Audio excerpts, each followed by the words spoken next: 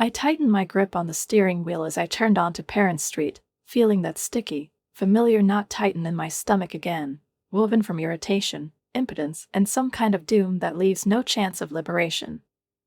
Ahead of me was another Friday night dinner, which in recent months has become a ritual of complaints, silent reproaches, and those unbearably cloying smiles that hid something much uglier than just family concern. And before we continue, write in the comments from which city you are watching this video. Enjoy watching. Another evening when I am treated not as a person, not as a younger daughter who has the right to her own life and choice, but as a family ATM from which, at any time convenient for them, you can squeeze the right amount without offering anything in return except reproaches, manipulations, and feigned sympathy, which it has long been their favorite instrument. 8 months of this shit, and it doesn't get any easier. No, it doesn't even get easier when I try to convince myself that it's temporary, that everything will get better with them, and I'll be able to breathe fully again, not counting every dollar, not saving on food, not driving myself into a corner just by the thought of my dreams of my own home turning to ashes. My name is Rosa, I am 27 years old, and, apparently, I exist solely to finance my older sister's lifestyle choices, carefree, childish, devoid of even the slightest idea of the reality in which most of the world lives. Let me step back a bit to explain how it all started, how I ended up in this absurd situation where my every step, every purchase, every sip of coffee became subject to one simple equation: how much longer can I withstand? 8 months ago, I came to what I thought would be an ordinary family dinner, a familiar, if slightly tense, gathering around the table, with news discussions, stories about children, and maybe a couple of sidelong glances from my mom if I forgot about proper attention to Gabriella again. I was wrong. My parents sat me down for what they called up a family discussion, and from how tightly and organized they were around the table, I immediately realized that this was going to be more than just a conversation. Gabriella was there with her husband Pietro, always energetic, always smiling, like a seller of cheap soap, and their 2 children, Paola, who was 4 at the time, and Maurizio, a 2-year-old boy with button eyes, inherited, unfortunately, not from his mother, but from his father, along with endless fuss and uncontrollable volume control. Gabriella has always been a golden child, not in the sense of warmth or intelligence, but in that painful, almost toxic sense when one child gets everything and the other is left with crumbs, the praise for which is perceived as a handout. As a child, she had a large bedroom, new clothes, parental attention, gifts for no reason, trips, clubs, tutors, everything you could wish for. I'm used to being a secondary, comfortable, obedient shadow, who is expected to be quiet and get good grades. When Gabriella married Pietro, an entrepreneur with big dreams and an even more unstable income, at the age of 22, her parents arranged a lavish wedding for them, which, as I know for sure, they could not afford, but that did not stop them. They spared nothing for Gabriella. When I graduated from college with honors a little later, receiving a red diploma and an invitation to an internship at a prestigious company, I was given a postcard and taken to dinner at the Olive Garden, and not that I was expecting fireworks, but even their modest joy would have been enough for me if it had been sincere. "Rosa, we need to discuss something important," Mom said that evening, and her tone made it clear that this was not a request, not an open dialogue, but a directive disguised as caring. "Gabriella and Pietro need help with the rent," my father added, without looking me in the eye. "We will help them. And we need you to contribute too." I remember thinking at that moment that we were talking about a couple $100. Well, the family helps the family, right? It seemed reasonable enough. I could have handled it. But Mom, without slowing down, continued, "We will give them $1,000 a month. And you will also contribute the same amount." I almost choked on the water, barely able to restrain an exclamation. $1,000 every month? It's crazy. I'm saving up for my own place. I pay the rent myself. I can't afford such expenses. We're renting a 2-room house for the kids. Gabriella rolled her eyes, as if explaining something obvious. They need a place. Why can't you find a cheaper place to live? Or maybe I do not know, get a job? I asked, unable to contain my irritation. The looks I got from everyone at the table made me feel like a monster, like I'd just offered to sell one of the kids. Derek's career is demanding, Gabriella said defensively. Derek is important, Pietro nodded with that expression on his face that promised nothing concrete, especially considering that Derek's entire career consisted of sporadic contract work, which often left them penniless. And I need to be at home with the kids, she continued with a touch of sacrifice, as if I had suggested that she leave the kids on the side of the highway. I can't afford $1,000 a month, I tried to protest, but Mom's face turned hard, as if carved out of stone, and she said, "Family sacrifices for family, Rose. Have you forgotten how much we've done for you?" And here it is, the feeling of guilt, right on schedule, like a well-rehearsed play where my role is to remain silent and pay. Last Christmas, I bought Paola and Maurizio toys, ordinary, cute, inexpensive, instead of fashionable trinkets from the boutique that Gabriella loved so much. You'd think I'd brought a bag of coal into the house, judging by the look on her face.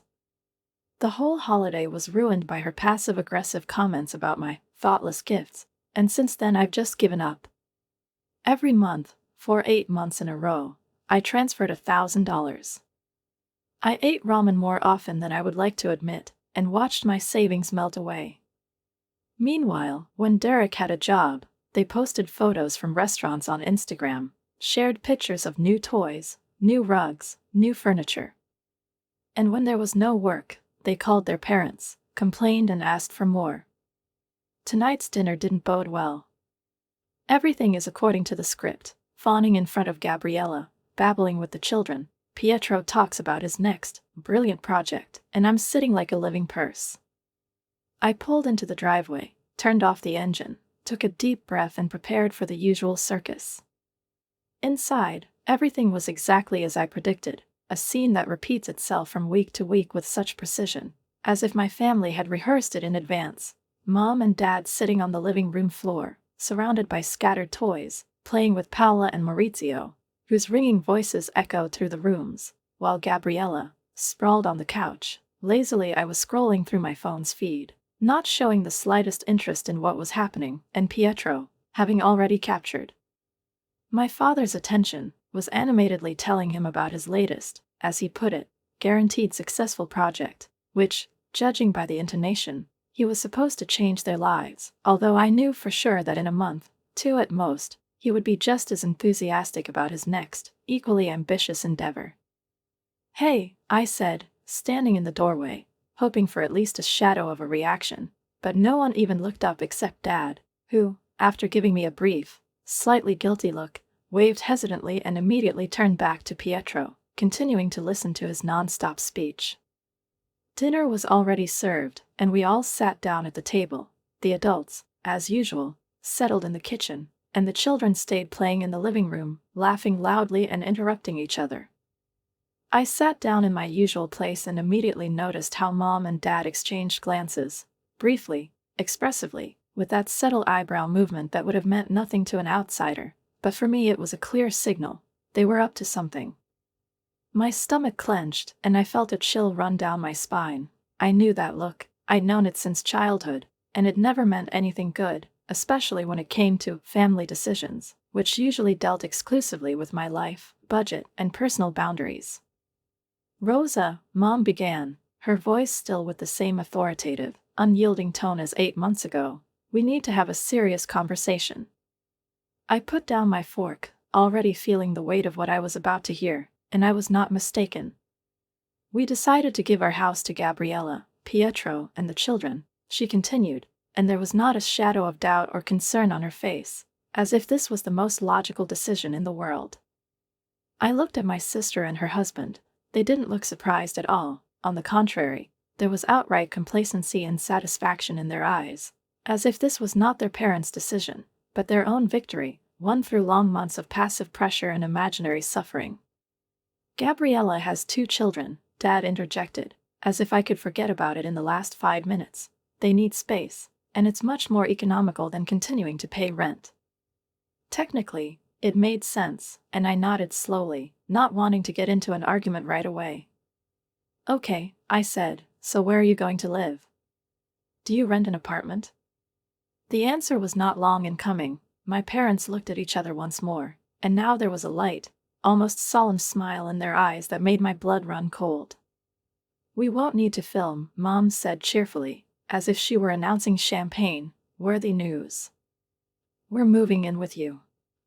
I froze. We'll take the master bedroom, she added as easily as if she were doing a favor, and don't worry about us paying the rent. You can handle it, Rose. Although utilities will increase a bit with 3 people, of course. I stared at them in disbelief. My mouth dropped open. You can't just decide to move in with me. I'm 27, I have my own life, my own routine, I'm trying to date, I can't have my parents living with me. Mom's smile disappeared, her face became hard as granite. Family demands sacrifice, Rosa. You need to sacrifice for us. Now it's your turn. Don't forget to keep sending me $1,000 every month, Gabriella intervened, not hiding the triumphant expression on her face, and I felt something burst inside me. Why would I keep sending you money? I exploded. You get a free house. God, you're so selfish, she said, rolling her eyes. I have children, Rosa. Children need things. I will find a use for this money. They were all laughing. Everyone except me. It was a joke. I was a joke. A joke to them. It's all settled, Dad said with his usual finality in his voice. We'll be moving soon. I stood up, my hands shaking. I have to go, I whispered. I need to clean the master bedroom, for you. What I really needed was to get out of there before I screamed or burst into tears or both at the same time. I got in the car and drove home in a rage, clenching my knuckles on the steering wheel so hard that they turned white. Everything I felt was boiling in my chest, ready to burst out. Memories came flooding back, one after the other. Birthdays when my gifts were late and inappropriate, a job promotion that no one remembered, congratulated, or hugged, countless times, when I stopped everything I was doing to babysit Paola and Maurizio because Gabriella and Pietro deserved some rest, and not once, did I hear a simple, thank you. What have they done for me? What did they do for me anyway? Nothing. Not a damn thing. By the time I got to my apartment, I knew exactly what I needed to do. I wasn't going to let them wear me down again. Not this time. I grabbed my phone and called my landlord, Gustavo, an elderly but cheerful man in his 50s who owned several buildings in the area and who was always polite, attentive, and did not meddle in other people's lives. Hi, Gustavo, this is Rosa from. I began, trying to keep my voice within the bounds of calm. I have a situation that I need to discuss with you. What's wrong, Rose? Is everything okay with the apartment? Gustavo's voice was soft, a little worried, and in that simplicity, in his willingness to listen and not judge, I felt something inside me unclench, allowing me to finally exhale and speak. I took a deep breath and, trying not to lose track of my own emotions, began to tell. I explained everything from beginning to end, starting with the monthly payments that I have been sending to my sister for the past 8 months, and ending with the fact that my parents, without warning, decided to give their house to Gabriella and Pietro, and then, without bothering at least to talk to me, they just announced that they were moving in with me and would occupy my bedroom, without even offering to pay part of the expenses. I expected Gustavo, like any homeowner, to start talking about formalities, contracts, notice periods, fines and possible inconveniences, but instead he listened to me in silence and, to my surprise, not only did he not look annoyed, but even sounded genuinely sympathetic. Dude, that's rude, he said with a light, slightly sympathetic laugh when I finished. My brother-in-law did something similar to my wife before we got married. Some people just consider themselves entitled to do whatever they want without thinking about others. Family, you say? Huh. There was a mixture of personal experience and healthy skepticism in his voice, and having found at least a shadow of hope, I hesitantly asked if it was possible to terminate the lease ahead of schedule.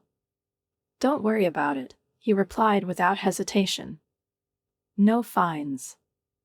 Family drama is the worst, and I won't get in your way. Then he was silent for a moment, as if he was thinking about something, and suddenly added, Actually, I might have a solution for you. I have another vacant apartment in my house on Maple Street. It's about the same size as yours, maybe a little smaller. The rent will be the same. If you want, it's yours. I couldn't believe my luck. It would be perfect, just perfect. Thank you very much, I said with a feeling that words cannot convey. When can I move? As soon as possible. Tomorrow, if I can arrange the movers. Gustavo laughed, and there was an approving smile in his voice. You're not wasting your time, I like that. Come to my office in the morning and I will prepare the documents. When we hang up, I'll send you the address. As soon as the conversation ended, I didn't waste a minute. I grabbed boxes, bags, duct tape, and started packing, as if I were fleeing a fire, and, frankly, it felt like salvation. I worked all night, fueled by a mixture of anger, determination, and a strange elation caused by the realization that for the first time in a long time I was doing something solely for myself, without explaining, without apologizing, without asking permission. By morning, almost everything was neatly packed and signed. I found a company offering urgent transfers on the same day, and booked them for noon. At Gustavo's office, I signed a new contract, gave him the keys to my current apartment, and he put a bunch of new keys on the table and said, Here are the keys to your new apartment. I hope you like it. What should I do when your parents arrive? What is it? He asked, raising an eyebrow slightly. I grinned, feeling free inside for the first time in a long time. Just tell them that I don't live there anymore. Don't give them my new address. The movers arrived exactly at noon. Everything was organized with almost comical zeal, and by evening I was sitting among the boxes in my new apartment. Yes, it wasn't fully equipped yet. Yes, there were empty shelves in places and there weren't a single curtain on the windows, but it was my space, and most importantly, not a single person from my family knew where it was. It was my first real step towards freedom. 2 days later, while I was unpacking the last of the kitchen supplies, enjoying a rare moment of silence and solitude, my phone vibrated. A message from Mom, We're going to your apartment with our things. I'll see you soon. I didn't answer. I was just waiting. And, as I expected, after about 2 hours, my phone started literally exploding with incoming calls. I let the first few go to voicemail, savoring the moment as if stretching out the pleasure before taking a sip of long-awaited revenge. When I finally answered, Mom was already in the middle of screaming. Absolutely unacceptable. Where are you? There's a man there who says you don't live there anymore. This is my landlord, I said calmly. And he's right. I moved out. A couple of days ago. The silence on the other end of the line was deafening, but it didn't last long. What are you doing? She yelled so loudly that I had to pull the phone away from my ear. How could you do this to us? We're standing here with all our stuff. Go. Back to your house, I replied, not giving in to her hysteria. The one you still own. This is outrageous. My father's voice rang out, and I realized that I had been put on speaker. Give us your new address. Immediately. We need to move things there. No, I said, amazed at the firmness of my own voice. I won't give you my new address. Because you're not moving in with me. Rose. Mom shouted, seizing the initiative again. You're cruel and ungrateful. You've put us in a terrible position. It was Rich. Have I put you in a terrible position? I repeated, feeling indignation boiling up inside. You decided to move in with me without asking. You were going to take my bedroom. You've never once thought about what I want or how I feel. You've never done that. That's not true, my father protested, and for the first time in a long time there was something like trembling indignation in his voice. We've always tried to be fair." "No," I said, and my voice was firm. The calmness with which I said it startled even myself. "It's true.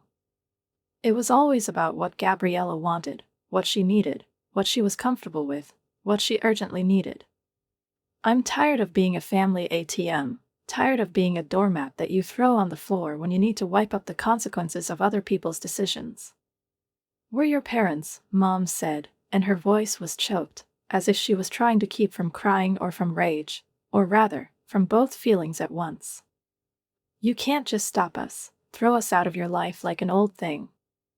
"I'm not stopping you, Mom," I replied calmly. "I'm setting boundaries. It is okay. It is necessary. Go back to your house, sort out your life situation, and maybe when you learn to respect me as an adult, and not as your youngest daughter, who has neither desires nor a voice, we can talk." I hung up before they could answer, and almost immediately the phone vibrated again. "Gabriella." "Sure," I replied, bracing myself for the storm. "What the hell is wrong with you?" she squealed, not even bothering to make an introduction. "Mom and Dad are coming back to my house. It's so unfair. You're the one who should take them." "Quiet," I said sharply, and the command in my voice was so unexpected that she stopped talking as if she had swallowed her tongue. "I'm done solving your problems. From now on, I will no longer send you money every month. These transfers, $1,000 each, I remind you, have been canceled. You can't do this," she screamed, regaining her voice, as if she had just been personally offended. "We need this money. You're selfish." I hung up without deigning to answer her, and immediately blocked her number, followed by the numbers of Mom and Dad. Then, with almost ritualistic solemnity, she opened her banking application and canceled the automatic monthly transfer to Gabriella's account. When I put the phone down, it was so quiet and peaceful in my chest, as if someone had lifted a heavy, long-forgotten burden from me. The feelings of guilt, obligation, and duty that had held me down for years dissolved into this simple action, leaving room for something new, pride, real, alive, the kind that is born when you choose yourself for the first time, without regard for other people's expectations. I poured myself a glass of wine, a good one, the kind that I usually considered too expensive to just open in the evening, and looked around my new apartment. She was still in a state of relocation. Boxes were piled up along the walls, unopened packages were on the floor, but even in this chaos, the main thing was felt. It was my space, my rules, my island in a sea of other people's claims.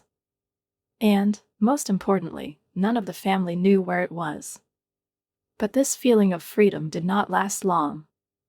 After about 2 weeks of blissful silence, what I mentally called the family spy parade began. The first to call was Aunt Gemma, Mom's sister, a loud woman who loves gossip and family intrigues, but not without a certain warmth. "Rose, honey, I haven't seen you in ages," she sang into the phone. "Where do you live now? I'd love to come and see your new place." "Aunt Gemma," I replied, squinting, "did your mom put you up to this?" "Well, she could say she's worried about you." "It's okay," I said, and my voice was soft but final. "It's just that I'm not telling anyone my address right now." Then there was Uncle Arnaldo, then Cousin Enrica, then even Steve, my dad's bowling buddy, whom I talked to maybe twice in my life. Each call was equally awkward, equally optional, with the same unmistakable energy. First, a superficial interest, polite questions about life and work, and then a not so subtle attempt to find out where I live. "Listen," I finally said to Grandpa, the last one in this depressing cycle of phone harassment. "I know that Mom and Dad are behind all these calls. I won't give my address to anyone. Please tell them to stop using you all as their personal detectives." Grandfather, to his credit, showed decency and even seemed embarrassed. "They're just worried, baby," he said softly. "They're worried that their plans might be ruined, not because of me," I corrected him, and that was the end of our conversation. A few more days passed, and I began to think that maybe they had finally given up, that they had understood, accepted, and accepted. I even allowed myself to believe that they were starting to rethink the boundaries that I had been so desperately asking them for all this time. But one Tuesday evening, as I was walking to my car after work, tired but pleased with myself, I noticed my parents' familiar blue Subaru parked across the street from my office building. My heart sank, but my face didn't flinch. I pretended not to notice them, casually walked to my car, opened the door, and got behind the wheel. In the rearview mirror, I could clearly see their silhouettes. They were watching me, sitting in the car, thinking that they had gone unnoticed. When I pulled out of the parking lot, they followed me, at a distance, trying to stay in the shadows, but I saw them, felt their presence, and at that moment something new surged in me, not fear, no, but rather determination. I won't let them cross my border again. Not now, when for the first time in my life I put myself first. I smiled to myself, unable to resist the dry irony. Do they really think that they are participating in some kind of spy film in which I play the role of a dangerous agent hiding a state secret, and they are noble detectives in the service of the truth? I drove straight to the mall, taking my time, occasionally glancing in the rearview mirror to make sure that the blue Subaru was still following me, trying to keep its distance, but this car was too distinctive, too recognizable to get lost in the traffic. When I turned into the parking lot, they, as expected, chose a place with an excellent view, parking in such a way that they would not lose sight of my car, even if I moved a couple of meters. Stifling an exasperated laugh, I took out my phone and dialed the number of my friend Fina, the one who was always there for me at the most absurd moments of my life. "Hi, I need a favor," I said, lowering my voice as if to confirm the absurdity of the situation. "My parents are literally following me. They followed me to the mall, and now they're watching my car. Can you pick me up at the north exit? I'll get out of there while they're still sitting at the south entrance." "Girl," Fina replied without hesitation, "I'm on my way. This is the most exciting thing that has happened to me all week. Give me 15 minutes. I spent almost an hour wandering around the shops, pretending to be interested in the windows, flipping through books that I was unlikely to buy, trying on scarves that I didn't need, and occasionally peeking from behind the windows as my parents were still patiently watching my car, as if it could any moment to take off or slip away by itself. When Fina texted that she had arrived, I slipped out the north exit, gliding past the street windows with a slight, barely restrained grin, imagining how Mom and Dad would sit in their car for hours, waiting for me to return to where I was no longer.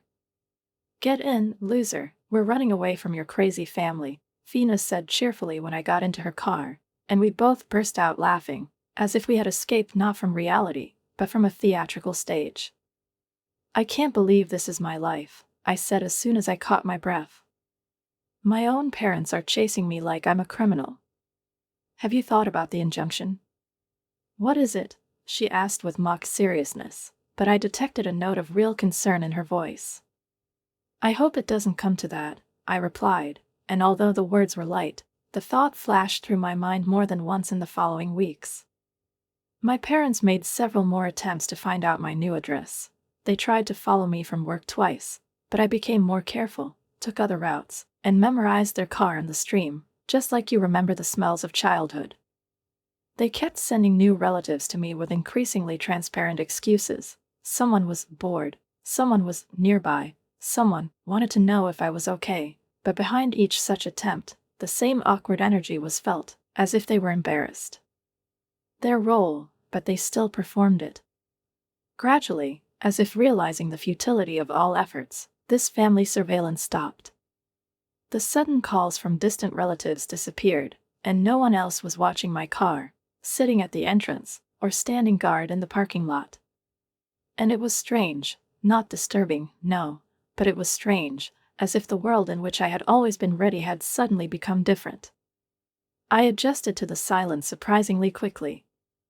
For the first time in my adult life, I didn't live with the feeling that at any moment a bell might ring, disturbing my peace, or that a new commitment would appear, into which I would be dragged without my consent.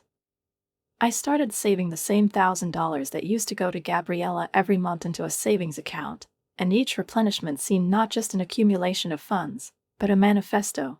This is my money, my life, my decision. I started dating, not afraid that one of my parents would show up on my doorstep, as it had happened before, with urgent reasons. I bought a nice sofa, soft, cozy, exactly the one I wanted, without feeling guilty for spending money on myself. I was happy. Not ostentatiously, not in public, but a sincere, almost frightening happiness that feels somewhere between the skin and the ribs. And then, 2 weeks before Christmas, a letter arrived. It was real paper, with the familiar rounded handwriting on the envelope, and I recognized it immediately, Mom's handwriting. "Rose," it began. "I hope this letter finds you okay. It's been a few months since we last spoke, and your father and I have had a lot of time to reflect on our actions. Now we understand that we crossed the boundaries and did not take into account your feelings. We are very sorry." I read these lines over and over again, not quite believing my eyes. Gabriella wanted me to tell you that she got a job at an elementary school as an administrative assistant. Now she and Pietro rent their own apartment, and they manage their finances independently. They're doing well. Your father and I are still living in our house after you left. We realized how unreasonable our expectations were. We should never have tried to invade your life that way. We would really like to see you this Christmas. Nothing special, just a family dinner at our house. No demands or expectations. We miss you, Rose. We would like a chance to fix everything. Please consider this. You don't have to answer right away. My love, Mom. I read the letter 3 times, maybe 4, running my fingers over the lines, as if trying to determine by touch what was real here and what was written just to pull me back in. Apologies from my mother. And Gabriella's job. It was too much, carefully. It's too sudden. Was it a real olive branch offered with sincere regret, or a carefully thought-out manipulation tactic designed to make me give in again? After a lifetime spent playing the role of a less-loved child, when my boundaries were violated and my generosity was taken for granted, could I really trust this sudden change of heart? I closed my laptop without answering, because I needed time to think, not rushing into decisions, not letting emotions or the usual sense of guilt get the better of that new, fragile sense of freedom that I had been building so hard in recent months. That night, I dreamed about the Christmas holidays of my childhood, and in my dream, as in reality, everything happened according to a familiar scenario: Gabriella, beaming, tearing open gift packages, piles of boxes, sparkling ribbons, and I, next to her, quietly, with a couple of neatly wrapped parcels, which I unwrapped slowly, as if in an attempt to prolong a moment, because I knew there would be no more gifts. I saw how my mother beamed with happiness when Gabriella rushed to her with hugs, how her eyes filled with pride and love, and when I, a little shy, approached her with the same gesture, her hand lingered on my shoulder for a second shorter, a smile barely touched her lips. And it was something permanent, stable, almost imperceptible to an outsider, but deeply imbibed in me, this eternal feeling of insignificance, as if I were somehow less worthy of love, attention, and care just because I was different. But I also remembered glimpses of a genuine connection that remained in me like tiny jewels. Dad, who patiently and persistently taught me how to ride a bike, his hands holding the saddle tightly until I rode on my own. Mom, who sat by my bed at night when I was 10 years old with a terrible flu, bringing me tea and checking the temperature every hour. The rare nights when Gabriella and I, forgetting about the constant tension between us, whispered in the dark, shared secrets and giggled to tears, as if we were really sisters, not rivals. The only question was whether these tiny moments were enough to build a new relationship, or whether they were an illusion, temporary flashes in a series of years when I felt like an unnecessary attachment to a more important part of the family. Will I ever be able to create a healthy family dynamic with them? Or will I forever remain a second-rate plan for them, a reliable wallet whose value is measured only by the number of zeros in the bank statement? I didn't have any answers, and probably won't for a long time.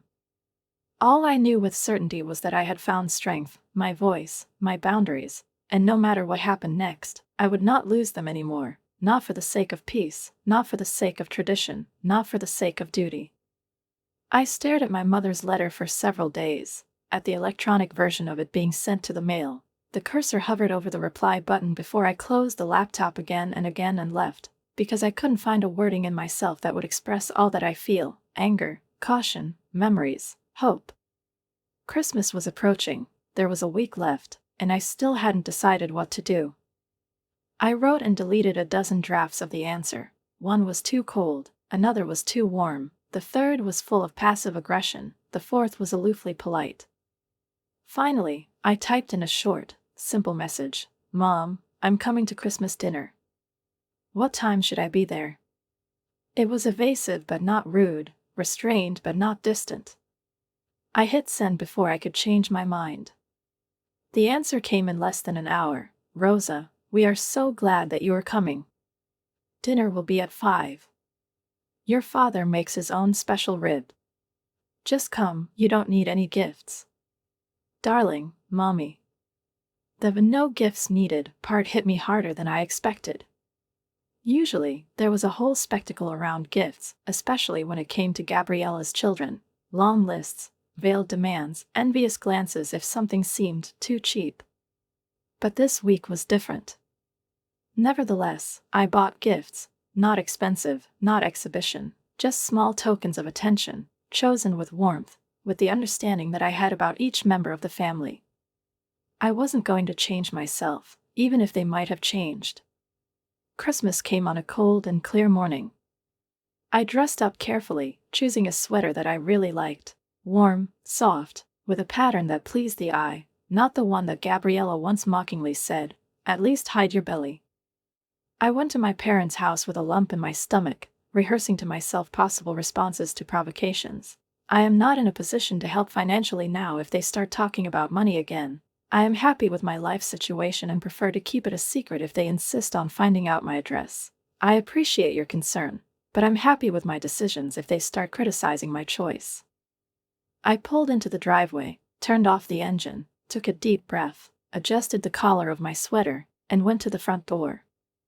But before I could knock, the door swung open on its own.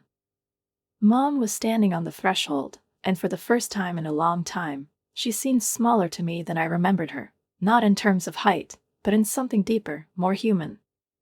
She stepped forward and hugged me, not the way she used to, formally, lightly, to keep up appearances, but really, tightly, with pressure, with emotion. I stood for a moment, not knowing what to do, and then carefully returned the hug. The house smelled of ribs and pine needles. The aroma was thick, rich, and cozy. Dad came out of the kitchen, wiping his hands on a dish towel, and when he saw me, he smiled hesitantly, as if he was afraid that any extra step could ruin everything. "Here she is," he said, and his voice cracked. He hugged me, awkwardly patting me on the back. "Merry Christmas, baby. Where are Gabriella and company?" I asked, looking around the suspiciously quiet house, which seemed to lack the usual noise, the screams of children, the screeching that usually accompanied any family gathering.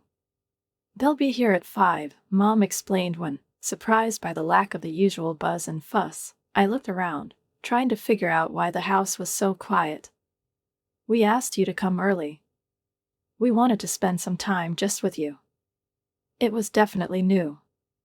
My parents, who had given priority to the noisy, bright, demanding Gabriella all their lives, suddenly decided that they wanted silence, and my company. I followed them into the living room, where a fire was crackling in the fireplace, casting warm orange reflections on the walls, and there were 3 mugs of hot chocolate on the coffee table, neatly arranged, as if they had rehearsed this moment in advance. We sat down, and almost immediately Dad broke the silence. "Rose," he began, and his voice sounded unusually soft, as if he chose each word with care, "we owe you an apology. For real. Not just through writing." I nodded without interrupting, letting them talk, waiting, and, to be honest, slightly incredulous. "We were unfair to you," Mom continued, looking down at her hands, which she was fidgeting with intention. "For a long time. Not just because of this housing thing. We favored Gabriella. We took you for granted. We treated you as if your only value to this family was how much you could give. Financially. Emotionally. In everything. Why? I asked, and my voice sounded quieter than I'd expected, but there was so much accumulated longing in it over the years that one word was enough to silence them. That was the question I've wanted to ask all my life. They exchanged glances. It was obvious how hard this truth was for them, how it stuck in their throats.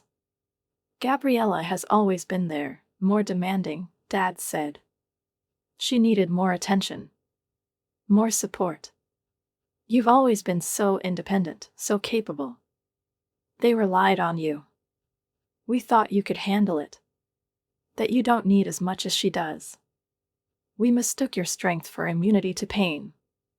We were wrong, Mom whispered, and this time there was no usual reproach or accusation in her voice, only sincere regret.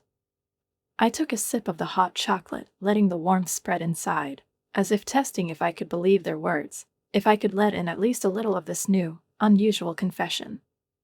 I was looking for a fake and couldn't find it. Everything was there, for Real. And Gabriella? I finally asked. Did she have that epiphany too? They looked at each other again, and Dad nodded. She's working on it, he replied. Getting a job did her good. She got a job as an administrative assistant at an elementary school. So did Pietro, who took a permanent position at an accounting firm. They've become more mature. We talked for more than an hour, without interrupting, without arguing, without reproaches and accusations. We talked like we'd never talked before. They asked about my job, my friends, and my new apartment. No one insisted on the address. And to my surprise, I began to relax a little, feeling cautious but still optimistic inside. At 5 o'clock the doorbell rang. Gabriella, Pietro, and the children have arrived. I tensed up, preparing for the fact that the old dynamics would now burst into this fragile idyll like a hurricane. But when Gabriella entered first, restrained, even a little modest, and the children clung to her hands, her gaze immediately found mine. "Rose," she said, and her voice was uncharacteristically low, devoid of the arrogant note I was used to. "Merry Christmas." "Merry Christmas," I replied, trying to remain neutral, not to let myself believe it too quickly. There was an awkward pause, and then, to my utter amazement, Gabriella stepped up to me and hugged me. For real. With an effort, with a tremor in his shoulders.